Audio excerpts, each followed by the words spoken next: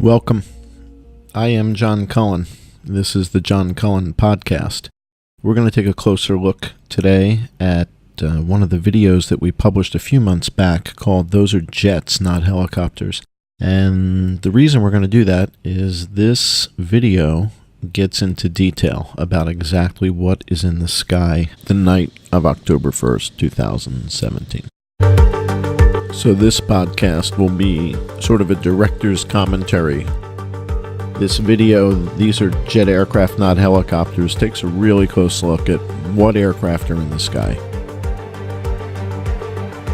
The venue for the Route 91 Festival is right next to McCarran Airport, and that's somewhat obvious. So jet aircraft are coming and going all night long. So here's a quick correction. There are 9 aircraft that depart McCarran from 9:59 until 10:15 that night.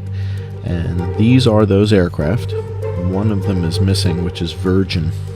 I'll show you that in a second. So these are the aircraft that depart McCarran from 9:59 to 10:15, plus the Virgin VRD 1260. So that's a total of 9 aircraft. Right at the beginning of Tall Ace of Spades, there's an aircraft between Mandalay and Delano. And originally we thought this was a helicopter.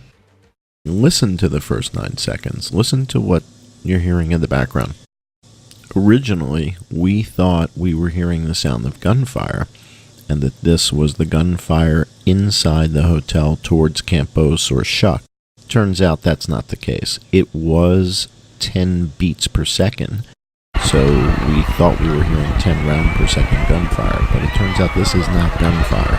The sound is consistent, and we hear it again and again and again, and it continues on. So this is not gunfire inside the hotel. This is something else entirely. I want you guys to listen very closely to these first 9 seconds of Tall Ace of Spades and see if, with headphones, you can identify what you're hearing here.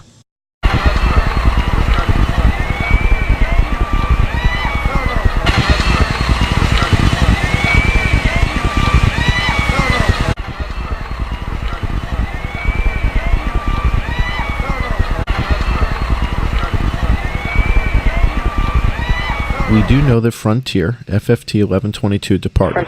This is the Flight Radar 24 playback from that evening. And that's the FFT 1122 departing.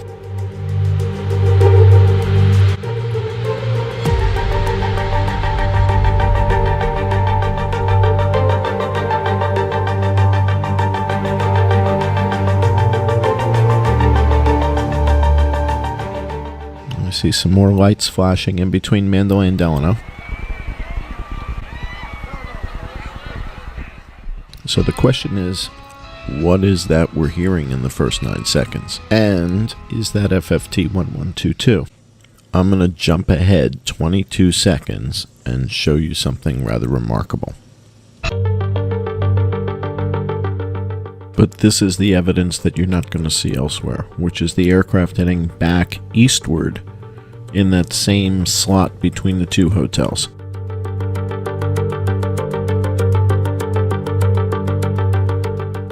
Watch closely.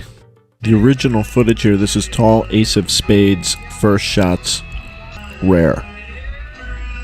So if that was FFT 1122 taking off, who is this and what are they doing?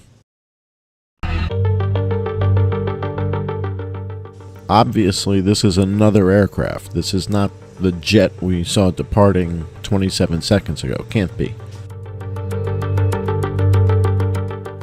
So that can't be FFT 1122. I mean, planes don't make 180-degree turns after taking off, right? We just saw an aircraft in that airspace, and then we see an aircraft heading back eastbound. Now, this is very difficult to see. The original image is really tough. Let's zoom in on this and see. if we make it a little bit easier for you guys to see this. There we go. So I enhanced the contrast, brought up the white levels a little bit. So this aircraft is now heading eastbound. So that can't be a jet. The jets that were departing that night were all departing westbound. And we just saw an aircraft in this airspace heading the other way. So we believe this aircraft is a helicopter, and you now know why. When we check Flight Radar 24, we don't see anything there. The time frame is about 10:03 p.m. right between Delano and Mandalay, with a view of the concert. So this is approximately where we believe that helicopter was when it was filmed at 10:03 p.m.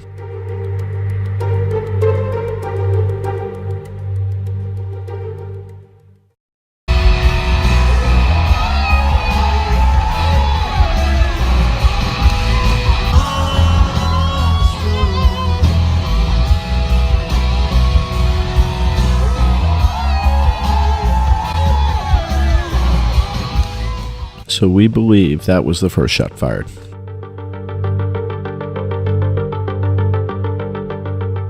Nobody's reported on this other than us, by the way. This is 10:04:40 p.m. in this footage.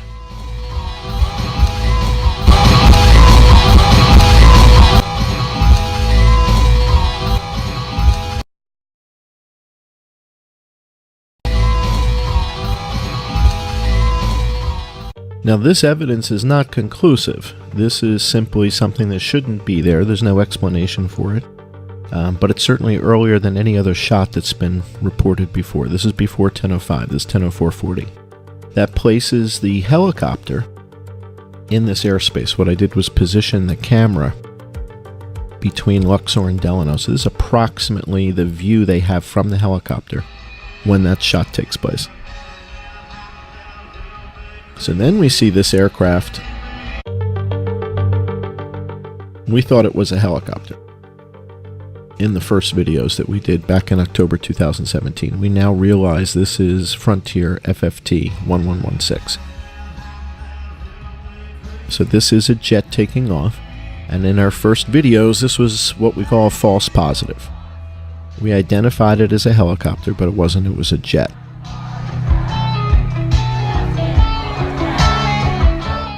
And that doesn't mean that the other sightings that are helicopters are also jets. It just means this was a false positive.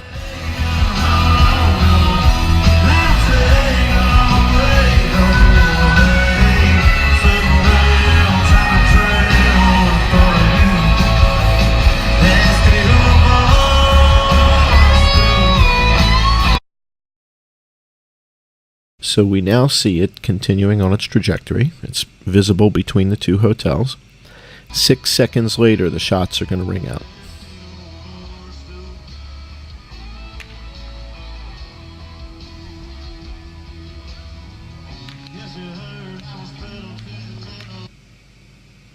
All right, so that's 10:05 and 24 seconds. And this is synchronized to the LVMPD body cams. So Tall Ace of Spades looks over his left shoulder when he hears these shots.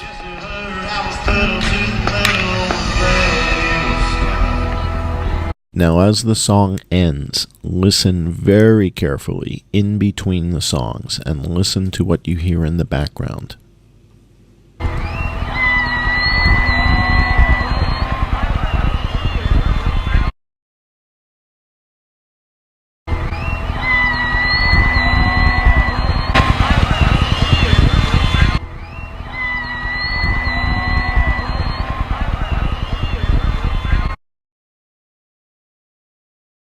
All right, listen closely.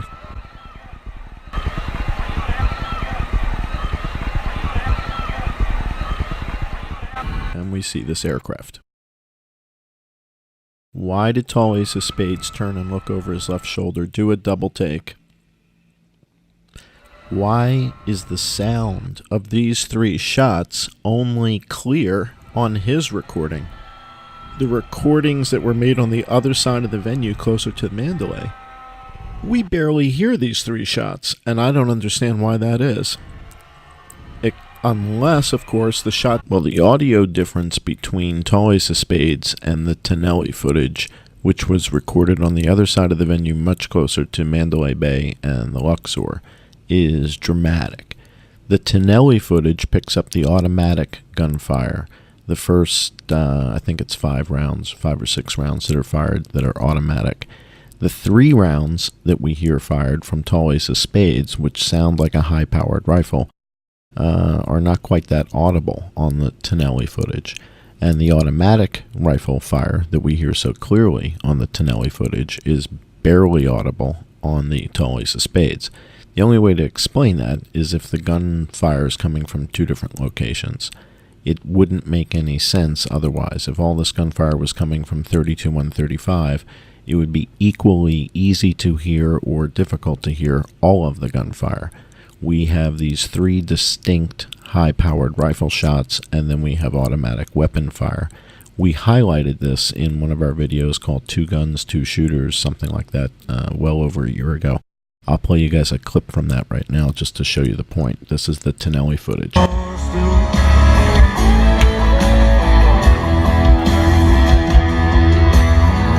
Yes, you heard I was put onto the metal wheels.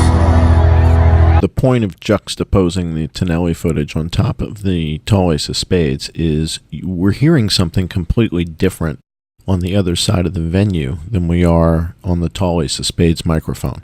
Tall Ace of Spades is clearly picking up the 3 high-powered rifle shots, and the Tonelli footage is clearly picking up this automatic gunfire, this tat-tat-tat-tat-tat stuff. So very, very different. The only explanation for that is 2 shooters, 2 locations. The other thing you'll notice in this Tonelli footage, which we're going to address in either the next podcast or 2 podcasts down, will be the laser. And do we see the laser in the Tonelli footage, and do we see it in any other footage? And we think we might. So we'll take a closer look at that in a future podcast.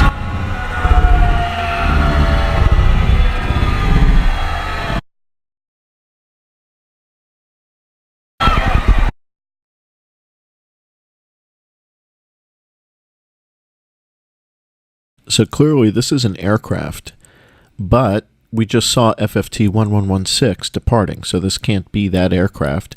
It's 10:05:30 p.m., and WestJet WJA 1791 isn't airborne yet. Sundance has already landed.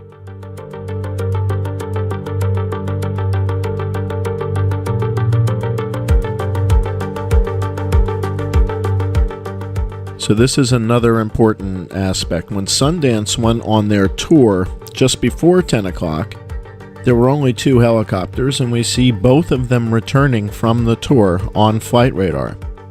2 Sundance helicopters returning. But in this video clip that was shot by one of the concert attendees, we see 3 aircraft. So if you watch the aircraft coming in from the left, they're coming from the north, heading southbound. This camera is facing east. And we see Sundance number 2 returning.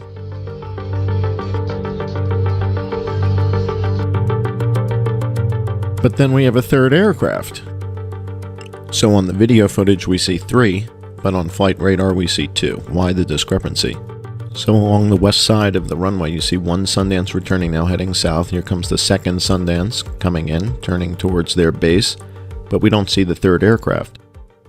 Now remember, the only reason we're looking at these helicopters in the first place is that we don't see any evidence of gunfire coming from room 32-135. There's no photographic evidence, there's no video evidence. So does this 3rd aircraft warrant further investigation? Who is this, and what are they doing?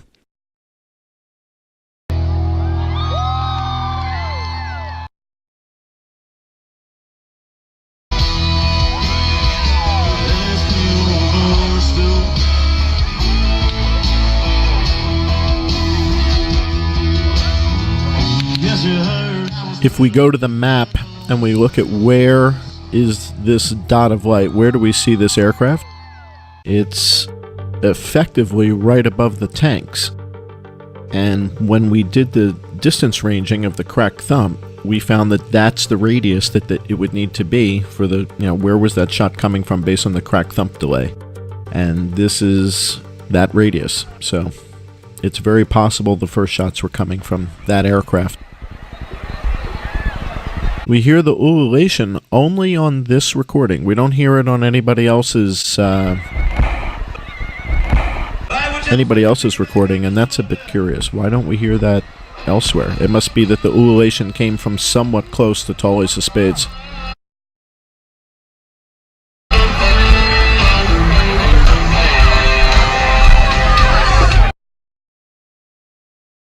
And then we have the first extended burst of gunfire.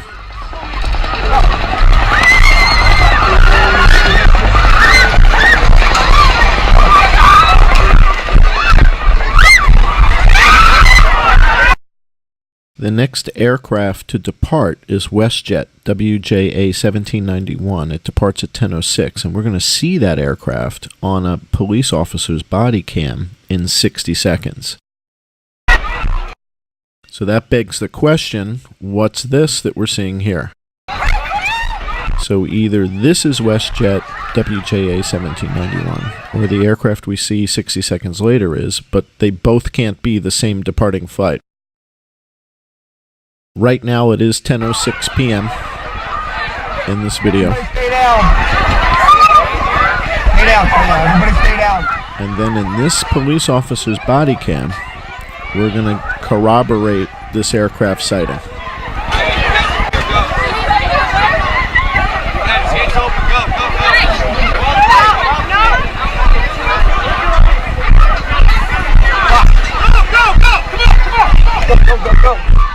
Now in this section we're going to see shots fired right above the venue.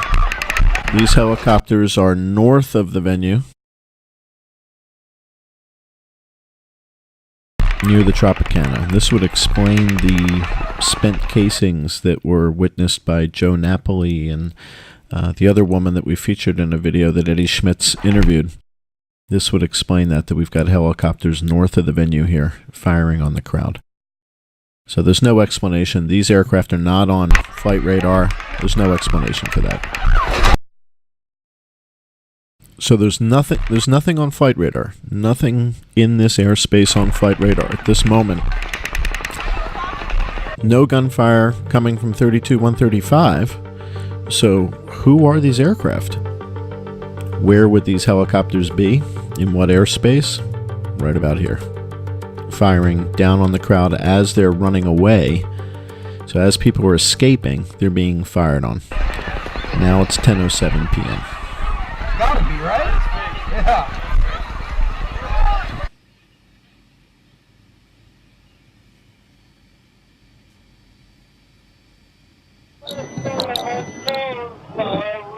Is this WJA on departure? They had a 10:06 departure time. It's now 10:07. Now, if that's not WJA, and they already departed, then who is this? So one of them is WJA, and one of them is not. Now, if this is WestJet, then there's no explanation for the aircraft we saw 60 seconds earlier. The next flight to depart is NKS 805, and that departs at 10:08. It's not yet 10:08, so we know it's not that. We believe this is a jet, not a helicopter, and that the earlier aircraft that we saw was the helicopter. We believe this is the WJA flight. So what we're seeing here on the body cam, that's the WestJet flight. And the reason is the trajectory and the nav lights are a little bit more visible. The trajectory is even. 720, we need to evacuate. Evacuate the east side. Come on, come on. Go, go. Come on. Everybody out. Out this way. 361 CP. Do we want everyone Come on. to switch over to convention? No, out, out. Go. Come on. So if that was WJA 1791, the next flight to depart is NKS 805, and that departs at 10:08 p.m. Come on. We just saw the SUV get shot.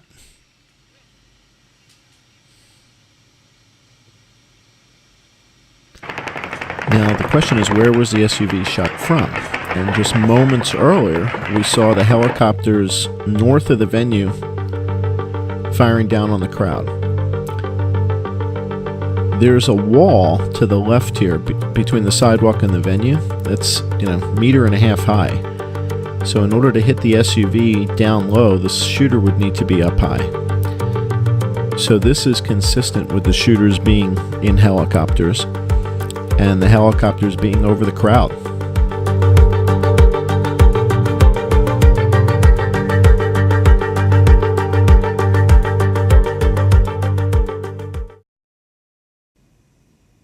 Starting at about 10:08 p.m., there's no automatic gunfire for quite some time here.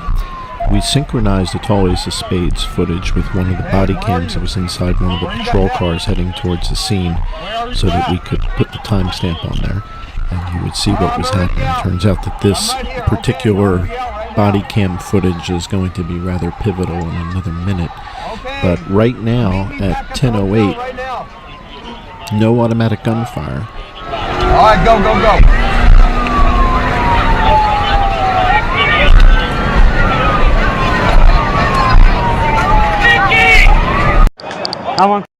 At 10:08:42, we switch over to this officer's body cam because he picks up another aircraft. So it's 10:08:42 p.m. That aircraft that we see heading westbound, that's a jet. That's not a helicopter. That's NKS 805. It departed at 10:08 p.m. So that's a jet. We pick that up on the body cam. But we also pick up a shot fired from room 32134. That's rather pivotal. And you see how he's pointing right at where room 32134 is? He just has the elevation wrong a little bit, but he's pointing directly at the room. So we see the muzzle blast. We hear the shot. The officer points directly in that direction. Stay on this side. We need cover. We have evidence of shots fired from 32134. We hear another shot fired from the room. We don't see it, but we hear it. I want to take a moment to focus on the video in the lower right-hand corner. This is the body cam footage from release number 8, camera number 64. This is really pivotal in that this is the footage that we see the aircraft heading eastbound over the Mandalay Bay, and this is corroborated with a whole bunch of other footage. So this is taking place at 10:08, just about 10:09 right now, and this is the key footage. This is Las Vegas Metro Police Department body cam footage showing aircraft over the Mandalay heading eastbound, and again, there's nothing on flight radar. Sundance has already landed, and Maverick hasn't started to even turn on their transponders yet, so there's no aircraft in the vicinity. And yet when we look to the left of the rearview mirror, we see an aircraft in the sky heading eastbound. Looks like they're heading kind of northeast over the venue. They've crossed over Las Vegas Boulevard right about now. So this footage is really pivotal, and we use this footage to synchronize a lot of the other sightings because we've seen the helicopters flying over the venue. The question is, well, where did they come from? We just saw the helicopters flying eastbound over Mandalay. So is this the helicopter that Corey Langdon was hearing? Quite possibly. Control, be advised, shots are coming from Shotgun. Gate 7. Shots are coming from Gate 7. So here's a perfect example. We're synchronizing that same footage with the patrol officer who's running towards Mandalay. That we see the body cam inside the patrol car showing the aircraft over the venue. This officer captures it on his body-worn camera. And so this corroborates that aircraft heading eastbound over Mandalay from another vantage point. So it's not a speck on the windshield. I might even go as far as to say that this particular footage right here, along with the body cam footage from inside that patrol car, this corroborated sighting, this is the most damning evidence of all that this was an aerial attack.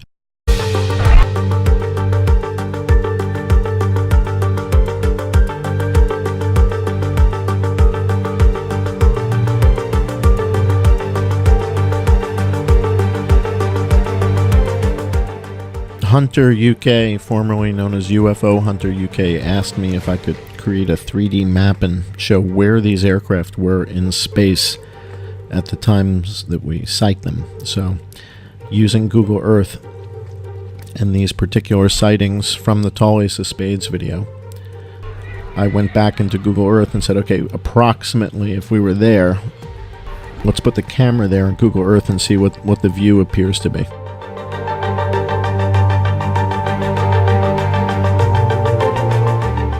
So this is approximately where that aircraft would be in space.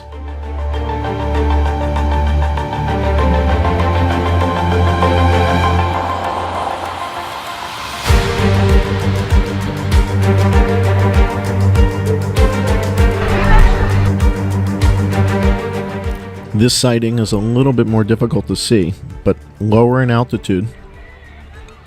This is still north of the Luxor. So what makes these sightings so pivotal is that there's no aircraft north of the Luxor on the west side on Flight Radar 24. Absolutely nothing. So who are these aircraft? If there's nothing on Flight Radar, this is not jets arriving, this is not jets departing. They're heading southbound behind the Luxor, which is the route that's typically taken by a tour group, but there's no tours out right now. Sundance has landed, Maverick has yet to depart. So who is flying behind the Luxor during the gunfire? That's the big question. And since nobody has been able to identify these aircraft in a year and a half, I think it's safe to say that they're suspicious, and that the likelihood that this is where the shooters are is rather high, given that there's no evidence of gunfire coming from 32-135.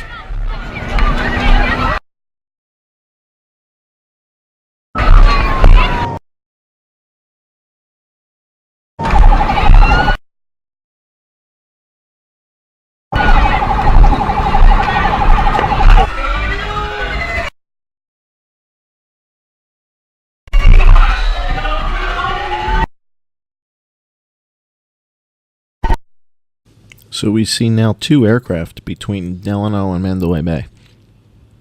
How is that possible?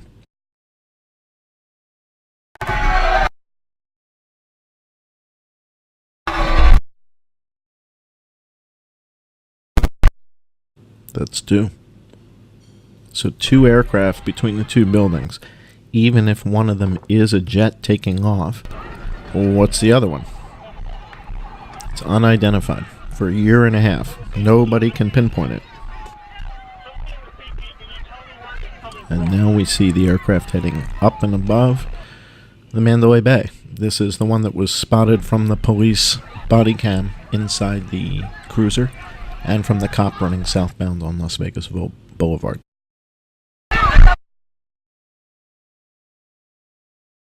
Where it's coming from?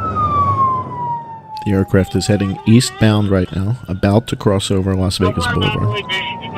And then it appears that it's starting to head northward, or northeastward.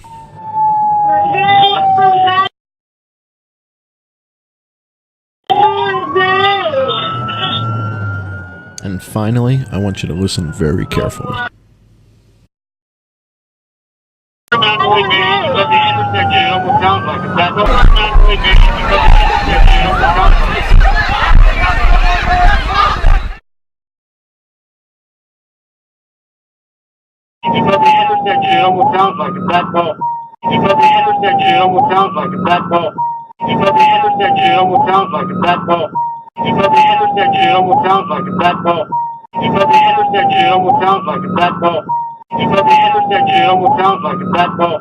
Thank you for listening to our first podcast. More to come.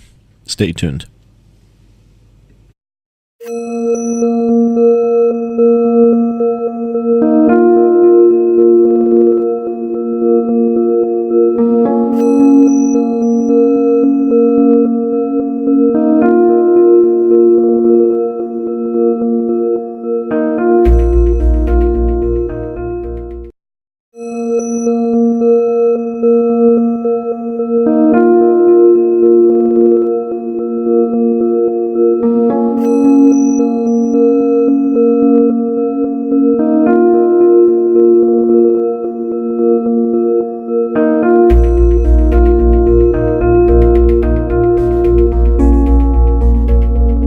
welcome to the I Am John Cullen podcast.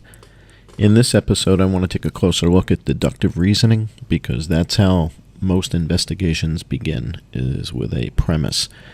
And I want to take a look at the early evidence, the leaked photographs that came from Jackie Heinrich.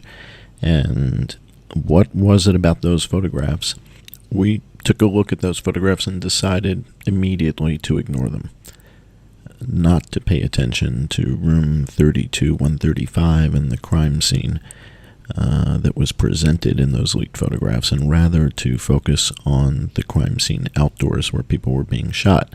That approach alienated some other investigators. Everybody was focused on Stephen Paddock and Paddock's background and what he had been doing and this and that.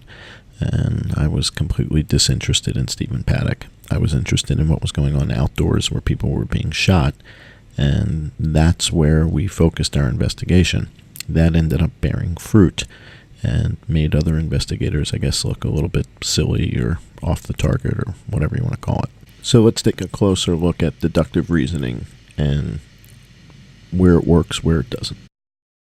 So we begin our investigation with deductive reasoning. So presented with the crime scene, we put two and two together. Deductive reasoning goes all the way back to Aristotle. Deductive reasoning is a method of reasoning by which you start with a premise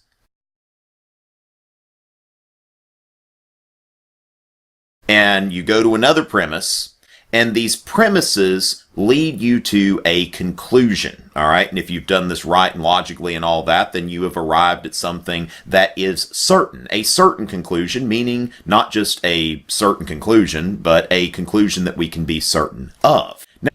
So when we look at the conclusion that the LVMPD drew and the FBI, they say that Stephen Paddock did this, that he acted alone, that he had no co-conspirators, and that's that, and they do not know the motive.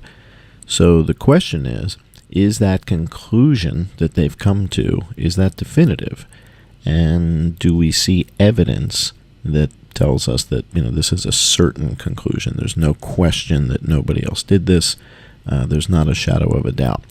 And when we investigate the evidence, we find that that's not the case.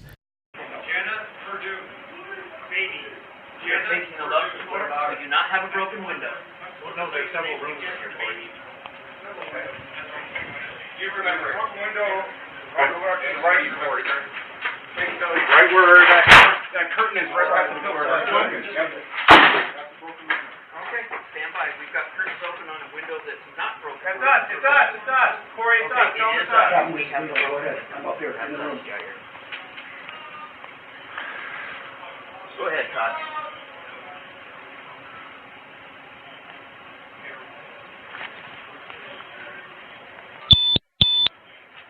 Copy that. Already done. It's right here. And that there's not really evidence that Stephen Paddock killed 58 people. So what would it look like if there was evidence that Stephen Paddock killed 58 people from that room and had no other accomplices? Well, we wouldn't have evidence of helicopters flying around the venue on video camera. We wouldn't have witnesses saying that they believe that helicopters were shooting at them. And what we would have is ballistic evidence of the bullets that were recovered from the gunshot victims that were killed and the gunshot victims that survived. We would have ballistic testing evidence linking those bullets to the weapons in the room. We don't have any of that either. So with no evidence that links the weapons in the room to the victims, and no gunshot residue on the autopsy of Stephen Paddock, there's really no evidence that those weapons or that particular person, Stephen Paddock, fired those weapons. We have the order. I'm up here. Go ahead, Todd. That requires a new approach, and the new approach we used is called inductive reasoning. Inductive reasoning, fast forward about 2,000 years, and we go to Sir Francis Bacon, a 17th century English natural philosopher, which is what they called scientists back in the day. And inductive reasoning, instead of starting with a general premise, moving on to a particular premise, and then getting to an answer that way, Sir Francis Bacon said that the way we arrive at truth is to make repeated observations. And this is exactly what we did. By ignoring Paddock and ignoring room 32135, we were able to focus on the video footage of the event as it transpired outdoors. As the body camera footage came out, we scoured that footage. And of course, the evidence was corroborated, because when you have something that's actually happening in multiple cameras, you're going to pick it up with multiple cameras. So the more body cam footage that came out, the more corroboration we had that this was in fact an aerial attack. But the idea is we just kept looking at evidence and looking at evidence and looking at evidence. And the evidence created the hypothesis. And then out of those repeated observations, we generalize these repeatedly observed phenomena. So we went looking for these repeatedly observed phenomenon. What that means is we're seeing the same thing on multiple cameras. Early on in the investigation, we only had a handful of videos. We had Tall Ace of Spades, Raymond Page, the Dan Bilzerian footage, and one body cam from the LVMPD. And even with just a handful of videos, we repeatedly saw the same phenomenon. We saw aircraft where there shouldn't be aircraft, heading the wrong direction, flying the wrong way, and nothing on flight radar. So repeatedly observed phenomenon on multiple videos, even at the beginning, was letting us know that we were onto something. This clip is from the first LVMPD body cam that was released.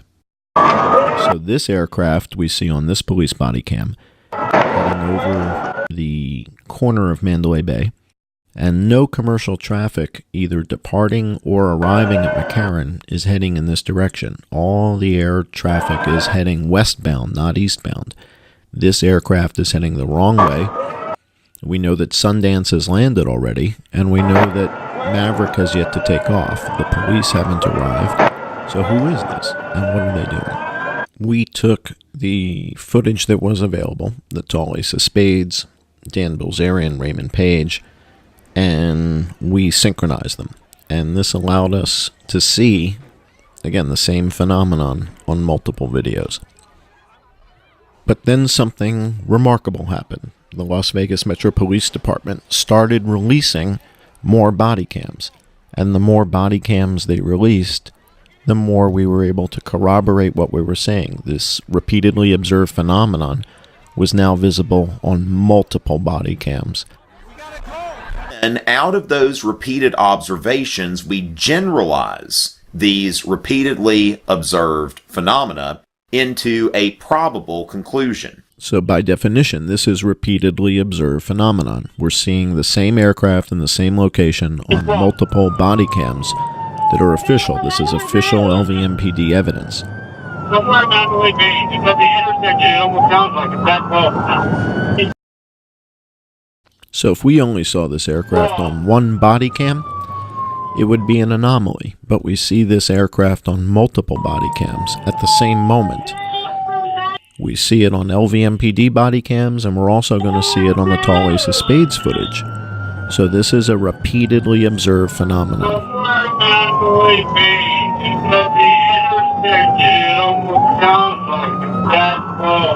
We synchronize the Tall Ace of Spades footage with this body cam, and we see the same aircraft in the same location heading in the same direction.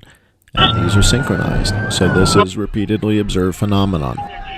So the question we've been asking is, who is this? And what are they doing? And does this not warrant further investigation into these aircraft? Nobody's been able to give us an answer. No one knows who this is. No one knows what they're doing. And so we surmise this must be the shooters. You're going to see the aircraft up high, but now we're going to see a jet airplane down low. So we've got a jet airplane taking off and a helicopter up high. So they both can't be a jet airplane. One is a jet, one is a helicopter.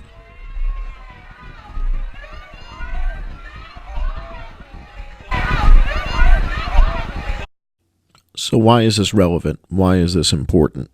Out of those repeated observations, we generalize these repeatedly observed phenomena into a probable conclusion. Our probable conclusion has two levels of detail. The first is that this is an aerial assault being conducted by helicopter, and then the second is who is flying these helicopters and what was their motive. The first step is identifying what type of attack was this, what actually happened, because we can't solve for who did it if we don't understand actually what transpired. It's too easy to say that this was ISIS, or this was MS-13, or this was Bloods versus Crips. Once we realize it's an aerial assault being carried out by helicopter, the list gets very, very short as to who could perpetrate this. ISIS can't fly. MS-13 can't fly. So who has access to helicopters? In the days after the attack, there was no news that a venue like Gunship Helicopters Las Vegas, no one was overrun, nobody stole helicopters, there were no burned out helicopters that were found in the desert, nothing was missing. If there's no helicopters missing, who has access to helicopters that could come in, perpetrate this crime, and then disappear without anybody reporting helicopters being missing? Who has access to 3 helicopters? Once we realize this is an aerial assault that's being carried out by helicopters, by 3 helicopters, it narrows down the list of potential perpetrators rather dramatically. Who would have access to helicopters in the vicinity? Who would do something like this and kill people in cold blood? Is there a group of people that are known for this level of ruthlessness? And so with deductive reasoning, conclusions are drawn from premises. You start with premises. Top-down logic again. Now, as far as these premises, the most classic example of a premise is when Aristotle says, first of all men are mortal. We start with a general premise. And then we look at a specific situation. Socrates is a man.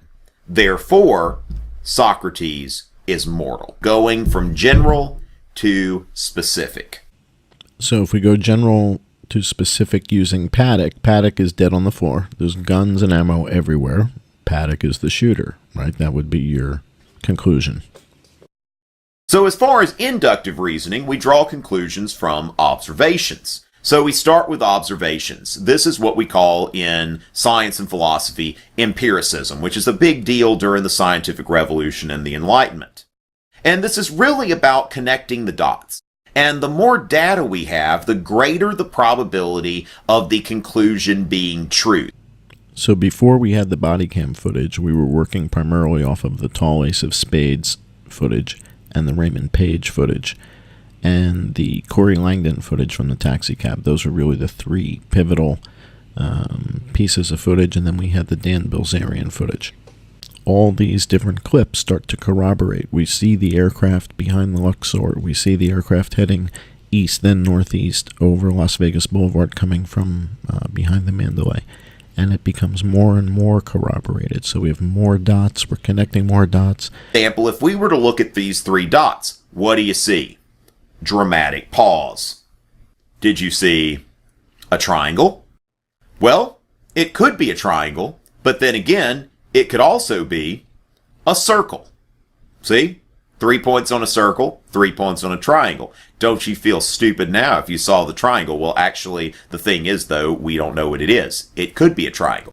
So the thing is, when we get more data, then this is looking more like a triangle. Then again, it could be something else. But we see that, okay, triangle fits here, and a circle does not fit here. So we know that that is not a circle. So the more data, the closer we are to certainty.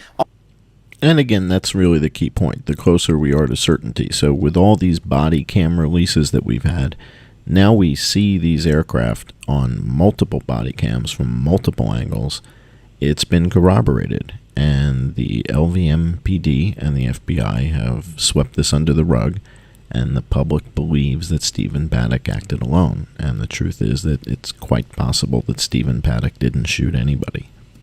Now, keep in mind that certainty is not even the goal of inductive reasoning, because while deductive reasoning aims to arrive at certainty, inductive reasoning is only a function of probability and saying that we can infer that this is true, that there is a high probability that this is true, not that we can ever be 100% certain of anything, because science changes. It evolves over time. We don't base our physics on Aristotle anymore.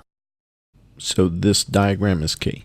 The repeated process of making observations, coming up with questions, coming up with a hypothesis, trying to test that hypothesis, and then looking at more evidence and constantly refining the hypothesis. That's exactly what we've done. So when it comes down to it, the scientific method is a repeated process of induction and deduction. It's not that one of these reasoning forms is better than the other. They're different.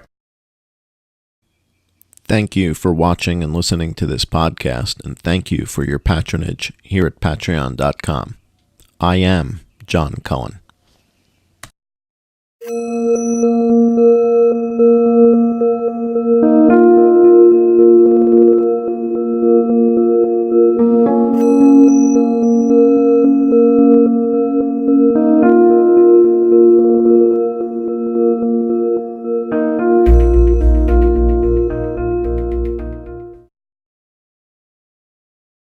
So that's about it. Hopefully you learned something. If you did, please subscribe. Visit my website, tomritchie.net, social media, Twitter, Instagram, Facebook, all of that good stuff. I'll be back soon with some more lectures in history and philosophy and all kinds of other good stuff. Until next time.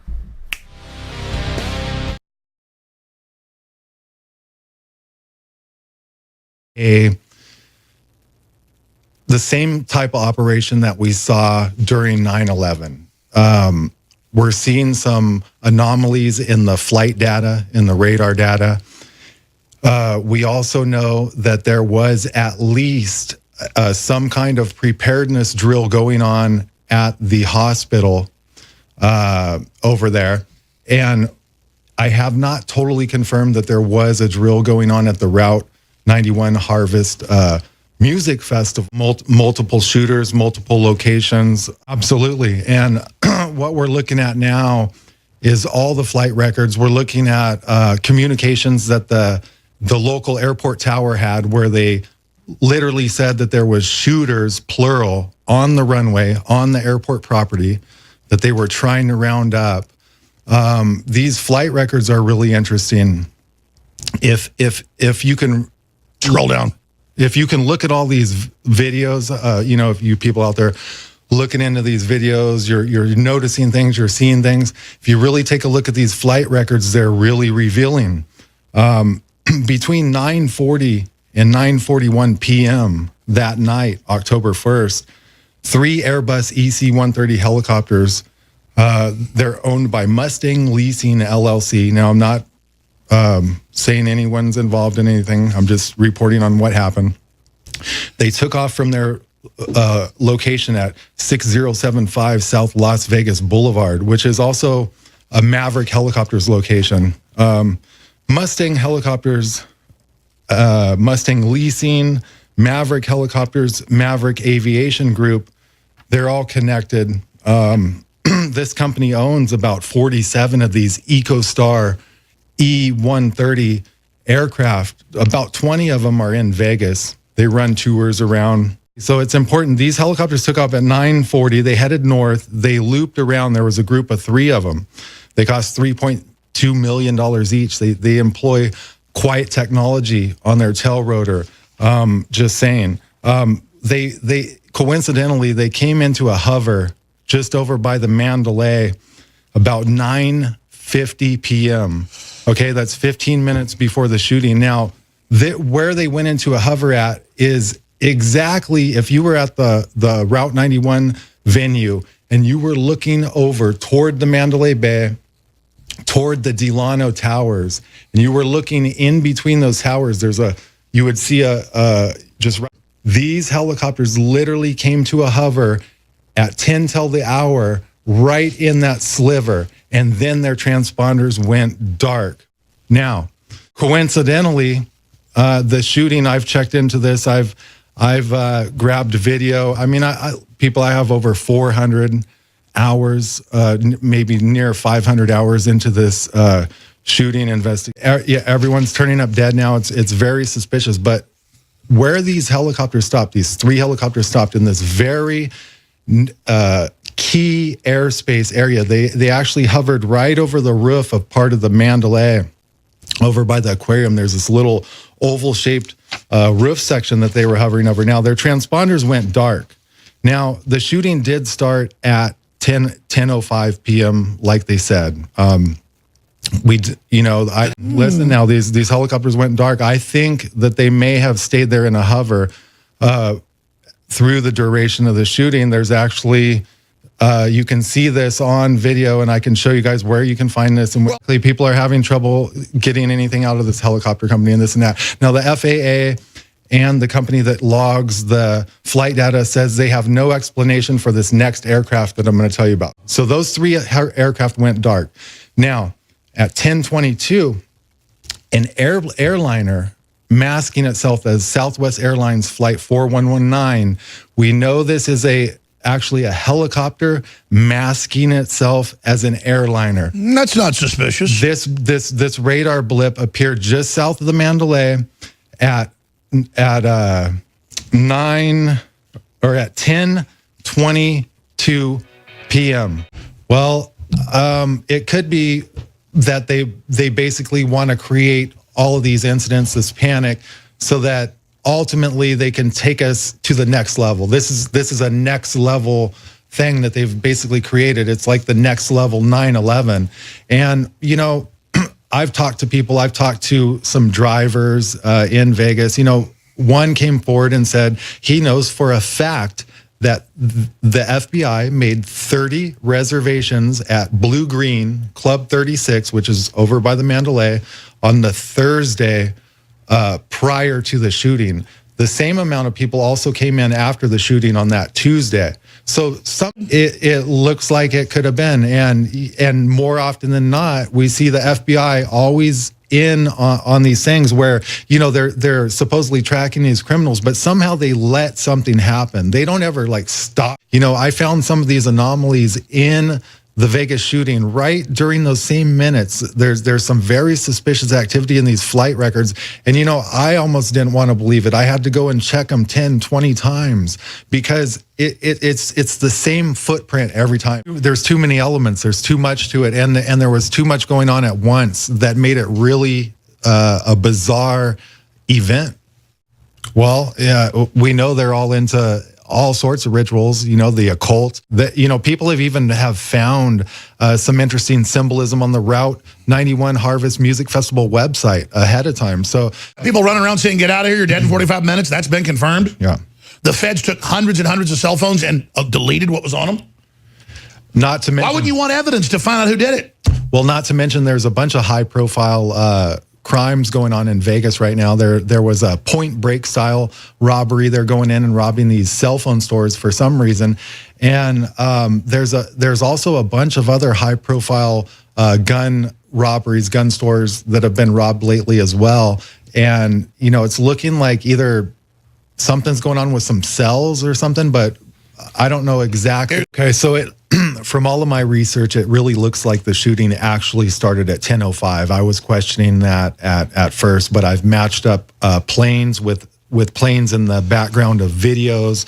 So I'm really confident the shooting did happen at 10:05. Now, I told you guys about the 3 Mustang leasing helicopters that took off from the vicinity of Maverick helicopters. They did a loop up around the city, came down, went into a perfect hover back behind Mandalay. If you were at the venue, this would be behind Mandalay, in between the Mandalay and the Delano, in a very specifically, these helicopters then turn their transponders off. Now, where it gets weird is, I think that it's possible these helicopters hovered there the whole time, but I'm not going to accuse anyone of anything. Their transponders went dark. But after the shooting occurred, and just at about 10:22, a blip comes up on the radar just south of the Mandalay. It's disguising itself. It is projecting. It's transponding a call sign for Southwest Airlines Flight 4119. It's virtually impossible. It's absolutely impossible because this craft specifically slows down to nearly a stop, makes an abrupt course change to the north, where it slowly inches itself forward until it comes into an exact hover exactly over the southwest rooftop of the Delano Hotel. We also know there was a guy on top of the Mandalay Bay's roof. He was supposedly a photographer. He was supposedly filming time lapse. He had earbuds. He was wearing earbuds. So security came up there.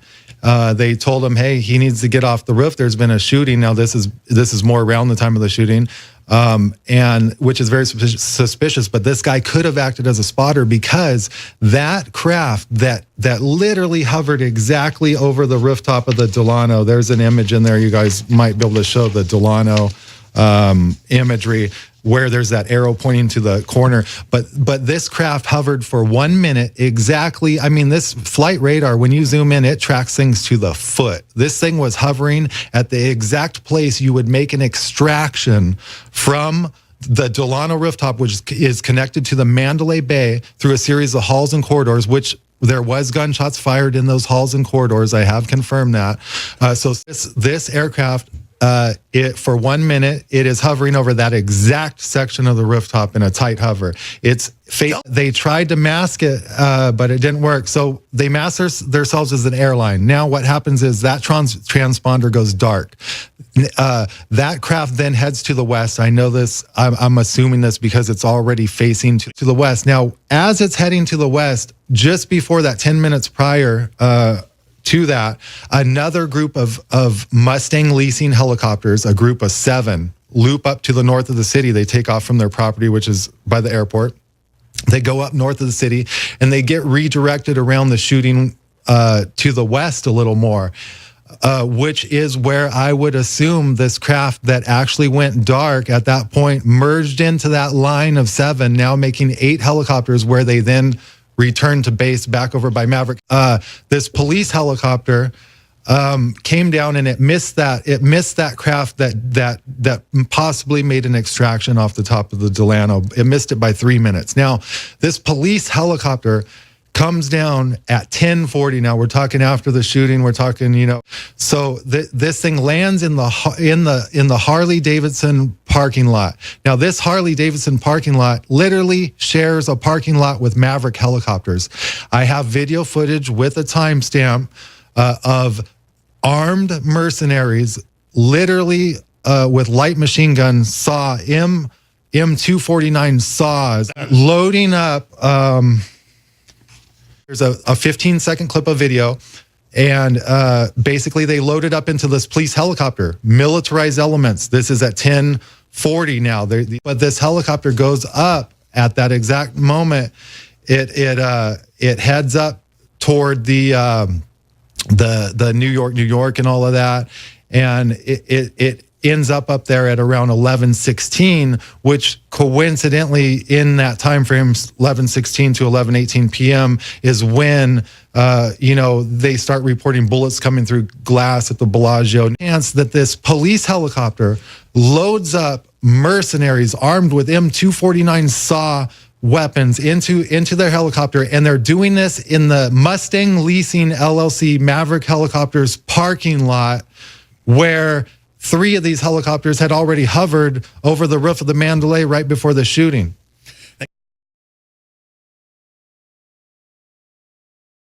That craft back there in the background, I've identified this and everything, and I know by flight records, that is the police helicopter. Its tail number is N911WY.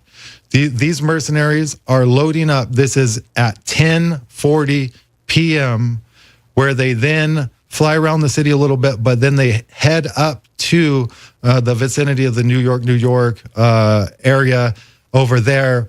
And they're in the area when they start getting reports of gunfire. The sheriff knows that. He's obviously, and the FBI guy is standing right over his shoulder. Sliver of airspace between the Delano and the Mandalay, back behind there. If you're standing at the venue, go to Intel Hub and you go in the article that talks about this transponder theory and everything, and you go in there and you find that video, at 6 minutes and 47 seconds to 7 minutes in the video, if you have a big screen on your computer, you put it on full screen, you will see what appears to be muzzle flashes coming from the. I've taken the aircraft data, all the flight records, and I have looked in there. It's supposed to be nothing in that airspace back there at that time, and they're at 3 different elevations. It clearly looks like muzzle flash. And by the way, in that same time, around 6:43, 6 minutes and 43 seconds into the video, you can also see a shot, and I attribute this to Rick Ardito, who was actually a witness to the Vegas shooting, but I was talking with him on the phone, showing him this video, and he found this shot. We actually have identified a shot coming out of the room adjacent to Paddock's room, which is 32-134. It is an actual muzzle flash. So at first I was skeptical that they even fired out of there. I'm one of these guys that doesn't believe the official story, and I went ahead and checked all my own data and everything. But now we have some sufficient evidence that gunfire was coming out of this suite adjacent to Paddock's. However, after doing over 500 hours of research now into this matter, I still have yet to identify a muzzle flash coming from Paddock's room, 32-135. I still have not seen that. Now, the fact that it looks like the FBI was in the vicinity of Mandalay Bay ahead of time. You can see the shots. Top it off, they had a sharpshooting event in town. All the best snipers in the world were in town days before. One of these guys, he's a sharpshooter. He got arrested for a bomb threat on October 5th, just days after the thing. He actually threatened that he was going to blow up something just like the Route 91 venue. He was taken into police custody. He was from Georgia. They also found a guy with fully automatic weaponry that was milled and basically designed at his own hands. This guy was arrested in Tennessee one day after the shoot. There's 2 possibilities in my mind, Alex, after reviewing all the data. But strangely enough, after I go through all this, I don't see ISIS going around hanging from the rafters, screaming to high heaven that they've committed this terror act. I don't see when the sheriff comes and he says, look, we're not going to talk about this anymore. And when they say there's just one shooter, Paddock, where's this group that's like, wait a minute, it's not just one shooter. We had like 30 guys all over the city and we took over the whole city.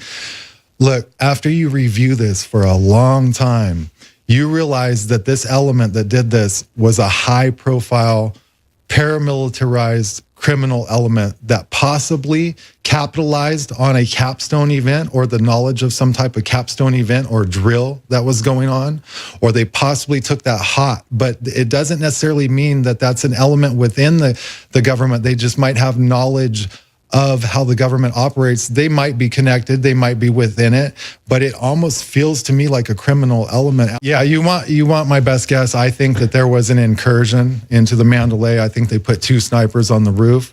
I think that helicopters hovered in position. I think there was firing from helicopters. There was also firing from sniper positions. I don't discount that there was people around town in other positions as well. Hooters and whatnot. Looks like they sent a team into Mandalay from my intel, which eventually was extracted off of the rooftop of the Delano.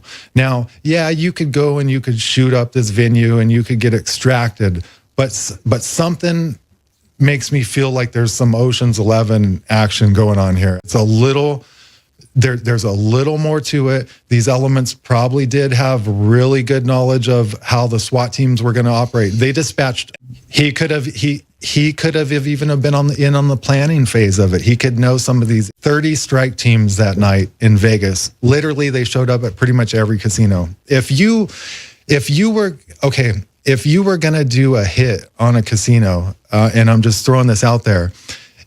Everyone knows there's no way to do this. Everyone knows it would have to be the most brazen thing. So what would you have to do to pull that off? You would have to apply fire in the direction that people would try to come in and storm the casino to get the perpetrators. You would have to lay down heavy fire, which is what they did at the Route 91 venue, to cause such a distraction and such a diversion that within a 20-minute, because the only way those police could enter the Mandalay Bay, the police came in the front door, but it took them some time. By then they were already long gone. Well, there's, like I said, there's been a lot of high-profile robberies lately of gun stores. It's almost like they're putting together cells. Or we do need to watch out for this, and what's coming down the pipe, and how far they're going to take this. Because ultimately, look, they think they're losing control. They're going to step it up even further. They're going to apply more force. They're going to apply more pressure, and it looks like that's what we're seeing.